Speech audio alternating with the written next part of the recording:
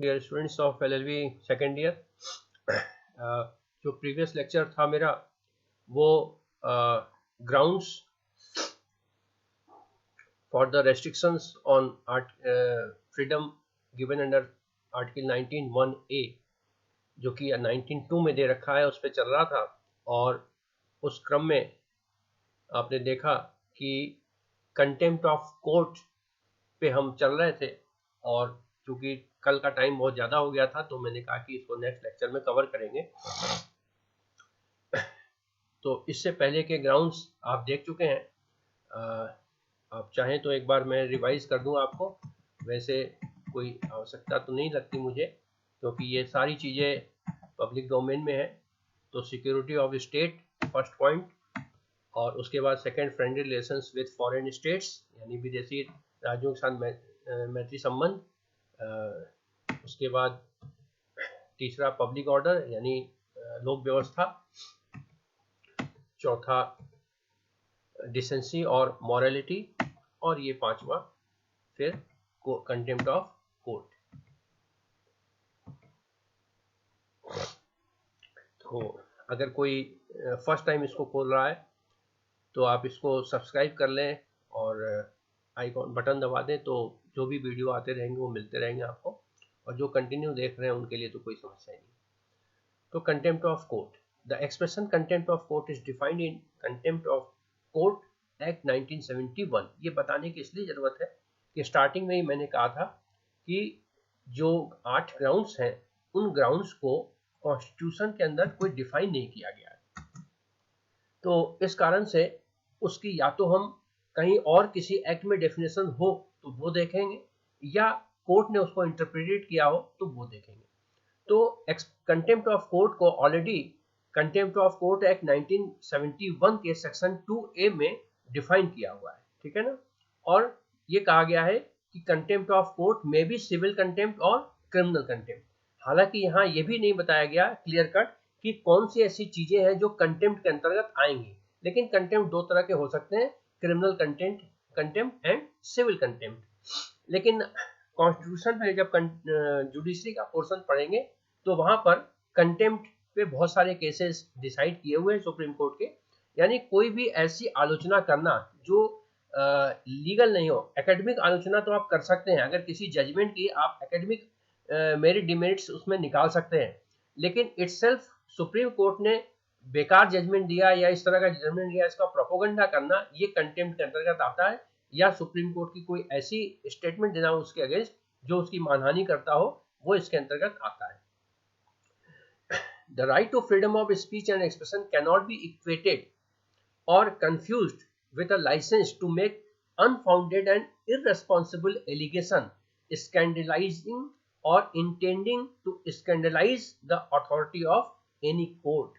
यानी किसी भी कोर्ट के बारे में कोई भी ऐसा गैर जिम्मेदाराना स्टेटमेंट देना, ये कहीं से भी इसको जस्टिफाई नहीं किया जा सकता। और ऐसा कोर्ट ने इंद्री अरुंधति राय के केस में कहा था।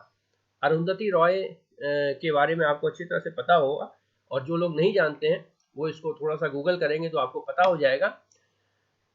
अरुंधति रॉय एक आरटीआई एक्टिविस्ट थी, और इन्होंने इनका जुड़ाव नर्मदा जो बांध था उससे भी था, और नर्मदा बांध के दौरान ही इन्होंने सुप्रीम कोर्ट पर कुछ टिप्पणी की थी, और जिसके बदले में सुप्रीम कोर्ट ने इनको कंटेम्प्ट ऑफ कोर्ट मानते हुए इनको कुछ पनिशमेंट दिया था, जो शायद 1 दिन का पनिशमेंट था, एग्जैक्ट मुझे ध्यान नहीं है, लेकिन कुछ पनिशमेंट इनको दिया था। तो इस तरह से कोई भी एलिगेशन से आप गैर जिम्मेदाराना स्टेटमेंट कोर्ट के अगेंस्ट नहीं दे सकते। Defamation, section 499 of Indian penal code 86 defines the offence of defamation. तो डिफेमेशन की जो परिभाषा है वो आईपीसी के अंतर्गत दी गई है। डिफेमेशन क्या होता है? मानहानि। और मानहानि की जो परिभाषा है वो भारतीय दंड संहिता के अंतर्गत परिभाषित है 499 के अंतर्गत। तो वहां आप देख सकते हैं इसकी meaning. It recognise no distinction between defamatory statement addressed to the ear और आइज एंड दस इंक्लूड्स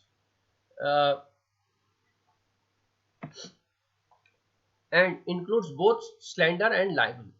तो इसके अंतर्गत स्लेंडर और लाइबल दोनों चीजें इंक्लूड होती हैं, ठीक है ना। तो स्लेंडर लाइबल की कोई एग्जैक्ट मीनिंग तो नहीं है, लेकिन इसकी हिंदी ये कहते हैं परिवाद किसी तरह की शिकायत करना, निंदा लेख करना, ठीक है। तो अगर आप निंदा करते हैं तो वो लाइबल के अंतर्गत आता है। और इसी तरह से स्लेंडर एक वर्ड है, स्लेंडर की मतलब होता है बदनामी करना। तो निंदा करना और बदनामी करना ये दोनों ही अलग अलग वर्ड हैं, लेकिन ये दोनों मिलके मानहानि के अंतर्गत आते हैं। तो मानहानि के जो ग्राउंड्स हैं वो 499 में डिस्कस किए गए हैं, आईपीसी के 499 में। और अगर किसी बिना कारण के आप किसी की बदनामी करते हैं तो वो मानहानि भी होती है, बिना कारण की किसी की निंदा करते हैं तो वो भी मानहानि होती है, जब तक कि उसका कोई औचित्यपूर्ण आधार न हो। तो इस आधार का, इस ग्राउंड्स का 19 सब क्लॉज 2 में लिखे जाने का अर्थ ये है कि आपको फंडामेंटल राइट तो है, freedom of speech and expression तो है, लेकिन फ्रीडम ऑफ स्पीच एक्सप्रेशन का आप भेजा इस्तेमाल नहीं कर सकते इस तरह से कि किसी की मानहानि हो जाए। अगर इस तरह के स्टेटमेंट दिए जाते हैं जो किसी की मानहानि के अंतर्गत आता है तो उसमें कॉन्स्टिट्यूशन के आधार पर फंडामेंटल राइट के वायलेशन का भी रोक लगाया जा सकता है और क्रिमिनल केस भी दर्ज किया जा सकता है। अभी आपको ध्यान होगा कि कुछ समय पहले ही जब केजरीवाल चुनाव लड़ने से पहले आमतौर पर जो सामान्य सार्वजनिक भाषणों में उन्होंने कई सारे स्टेटमेंट दिए थे, अरुण जेटली के अगेंस्ट भी दिए थे और कुछ और लोगों के खिलाफ भी दिए थे, और उनके खिलाफ मानहानि का केस दर्ज हुआ था। हालांकि बाद में जिन्होंने दर्ज किया अरुण जेटली ने, उन्होंने खुद ही केस वापस ले लिया। तो वो एक तरह से बिना आधार की एलिगेशंस लगाए गए थे। तो बिना आधार का एलिगेशन लगाना एक तरह का निंदा है, और निंदा चूंकि स्लेंडर और लाइबल ये निंदा और उसकी बदनामी करना, ये दोनों चीजें मानहानि में कवर होती हैं। तो इसलिए freedom of speech and expression के अंतर्गत इस पर रोक लगाई जा सकती है जब तक कि इसका कोई प्रॉपर आधार न हो। और ये किस तरह से किया जा सकता है, नीचे के एक पैराग्राफ में आपको देखने को मिल जाएगा कि defamatory matter put in writing is a libel while in spoken words और gestures is amounts to slander. तो यहाँ पे कोर्ट ने ये डिफाइन करने की कोशिश की है कि मानहानि में तो लिबल और स्लेंडर दोनों ही आते हैं, लेकिन कब ये लिबल होगा और कब ये स्लेंडर होगा। तो जब आप कुछ लिखकर निंदा करते हैं, आलोचना करते हैं, अगर अच्छा इसमें भी देखिए आलोचना और निंदा दो अलग अलग वर्ड है। आलोचना को निंदा नहीं कहा जा सकता, क्योंकि ये मैटर अगर केस दर केस जाए तो बहुत लंबा हो जाएगा, एक एक टॉपिक अपने आप में बहुत बड़ा है, और चूंकि 4-5 पेज में आंसर लिखना होता है इसलिए मैं बहुत ज्यादा इसको डिस्कस नहीं कर रहा हूँ। लेकिन जब हम निंदा करते हैं तो उसमें हम उसकी बहुत सारी कमियों को गिराते हैं जिसको हम निंदा करते हैं, लेकिन यहाँ पर आलोचना भी होता है। आलोचना में हम कम से कम उसके आधार बताते हैं, पॉलिसीज को हम डिस्कस करते हैं, लेकिन किसी के ऊपर व्यक्तिगत आक्षेप लगाया जाए तो ये लेबल के अंतर्गत आता है। और इसी तरह से स्लेंडर, बदनामी, किसी के बारे में कोई अनाप शनाप एलिगेशंस लगाना, तो अगर वो मौखिक रूप से किया जाता है, जब वो वही चीज यानी जो भी हम उसके खिलाफ निंदा कर रहे हैं, जो एलिगेशंस लगा रहे हैं, जो उसके बारे में गलत चीजें कह रहे हैं, वो अगर जब लिख के किया जाता है तो लेबल हो जाता है, और जब मौखिक रूप से किया जाता है तो स्लेंडर हो जाता है। लेकिन लाइबल, चाहे वो लेबल किया जाए चाहे वो स्लेंडर किया जाए, दोनों ही कंडीशन में वो मानहानि की कैटेगरी में आता है, और मानहानि के आधार पर freedom of speech and expression पे रोक लगाई जा सकती है। चुनाव के दौरान अक्सर आप देखेंगे कि इस तरह के बहुत सारे क्रॉस स्टेटमेंट्स दिए जाते हैं जो भी चुनाव में पार्टियां लड़ रही हैं, और इसी कारण से एक मॉडल कोड ऑफ कंडक्ट भी बनाया गया था जिसमें कि स्पष्ट रूप से यह उल्लेख किया गया है कि पर्सनल एलिगेशंस नहीं लगाए जाएंगे। यानी चुनाव में आप किसी भी दूसरे पार्टी के पॉलिसीज की आप आलोचना कर सकते हैं, लेकिन जो बंदा चुनाव लड़ रहा है या जो बंदा उस पार्टी का अध्यक्ष है उसके व्यक्तिगत आक्षेप आप किसी भी तरह का नहीं लगा सकते। हालांकि पिछले कुछ चुनाव से ये चीजें देखने में आती हैं कि हर पार्टी एक दूसरे पार्टी के ऊपर व्यक्तिगत आक्षेप करती है, और ये चीजें सही नहीं मानी जाती। इसी तरह से 7th पॉइंट है इंसाइटमेंट टू एन ऑफेंस, किसी अपराध को करने के लिए उद्वेलित करना। या उद्वेलित करना कब कहा जाएगा? जब आप किसी को भड़काएंगे। तो this ground was added to article 19 sub clause 2 by constitutional first amendment act 1951। 1951 में जब संशोधन किया गया तो ये आधार जोड़े गए। It has been held that incitement to an offence did not refer to incitement to break a law। यहाँ पर कोर्ट ने ये डिसाइड भी किया, निर्धारित भी किया कि incitement to an offence did not refer to incitement to break a law। incitement to break a law और incitement and offence दोनों में एक अंतर है। जैसे अगर कहीं पर कोई धरना प्रदर्शन कर रहे हैं और वहां पर धारा 144 की घोषणा की गई है, तो उस धारा 144 का उल्लंघन करने के लिए आह्वान करना, ये एक लॉ एंड ऑर्डर को ब्रेक करना है। लेकिन वहीं पर अगर पुलिस द्वारा रोका गया और उसमें कोई व्यक्ति ये इंस्टिगेट करता है कि मारो इनको, तो ये निश्चित तौर पर ये ऑफेंस का इंसाइटमेंट है। तो अगर 144 का उल्लंघन करके कुछ लोग सड़क पर आ जाते हैं और धरना प्रदर्शन करने के नाम पर सड़क पर लेट जाते हैं, तो ये जस्ट ब्रेक ऑफ लॉ है। लेकिन जैसे ही भीड़ उग्र होती है और सामने जो पुलिस व्यवस्था है उसके ऊपर उसके ऊपर वो अटैक करती है या उसके पत्थर मारती है या उसकी गाड़ियों को जला देती है, तो इंसाइटमेंट टू एन ऑफेंस है। तो इसलिए इंसाइटमेंट टू एन ऑफेंस तो 19 सब क्लॉज 2 का आधार है, लेकिन incitement to break a law नहीं है। और कोर्ट ने इन दोनों में डिफरेंस किया है कि जरूरी नहीं है कि जो incitement to break a law हो वो इंसाइटमेंट टू एन ऑफेंस भी हो। तो यहाँ पर ये चीजें क्लियरली समझने की बात है।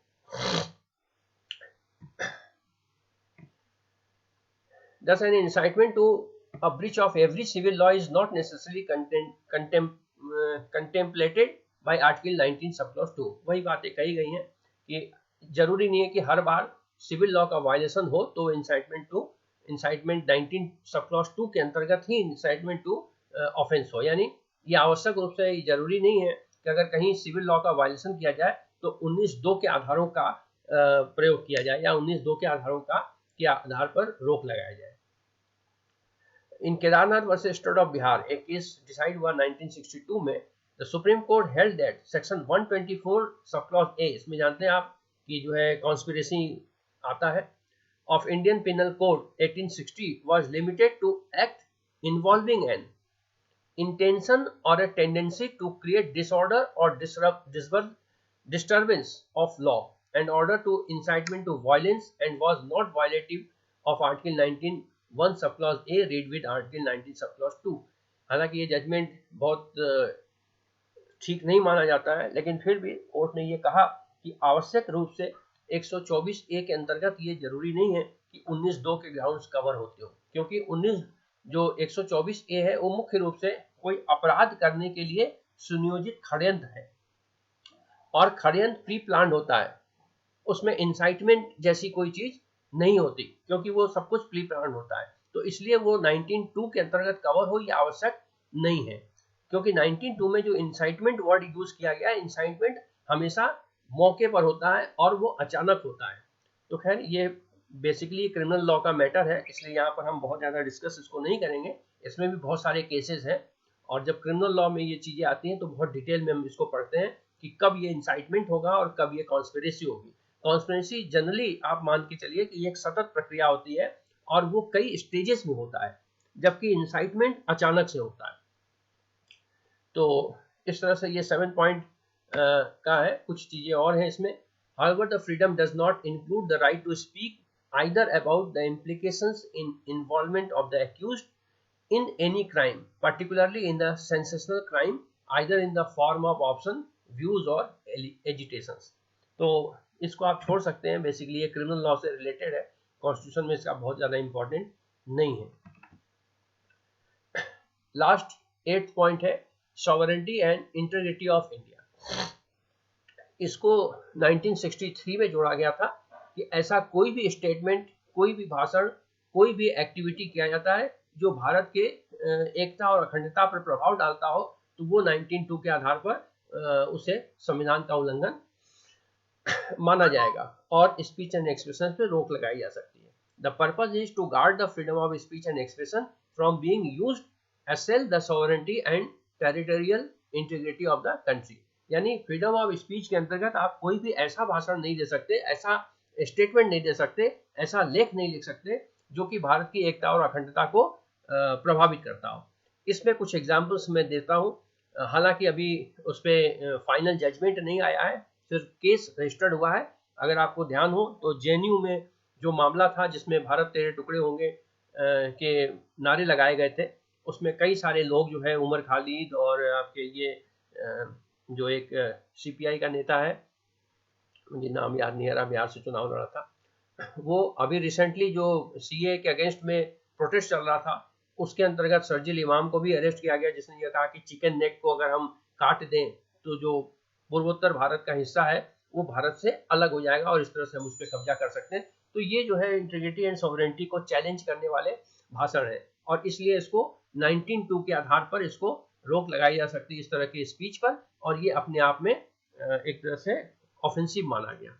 तो ये कल का और आज का लेक्चर टोटल मिला के ये 8 पॉइंट्स कवर होते हैं और इस पे टोटल एक क्वेश्चन बनते हैं कि discuss the grounds on which freedom of speech and expression can be restricted. उन आधारों को बताइए जिनके आधार पर कि वाक एवं अभिव्यक्ति की स्वतंत्रता पर रोक लगाई जा सकते हैं। तो ये जो रीजनेबल रेस्ट्रिक्शंस है 19(2) के अंतर्गत 8 प्रकार के ग्राउंड्स दिए गए हैं और इन आधारों पर ही रेस्ट्रिक्शंस लगाए जा सकते हैं। इसके अलावा अगर किसी भी और तरीके से रेस्ट्रिक्शन लगाया गया तो वो आर्बिट्री माना जाएगा और जब भी वो न्यायालय में चैलेंज किया जाएगा तो न्यायालय उसको अनकॉन्स्टिट्यूशनल डिक्लेयर कर देगी। तो इस तरह से 19(1)(a) और 19(2) दोनों मिलाकर एक एक क्वेश्चन बनते हैं और दोनों में से कभी एक कभी वो पूछ लिया जाता है। डायरेक्ट 19(1)(a) भी आ सकता है या 19(2) भी आ सकता है। नेक्स्ट जो मेरा टॉपिक होगा वो आर्टिकल 21 होगा। आज के लिए इतना पर्याप्त है। Okay, all the best, thank you.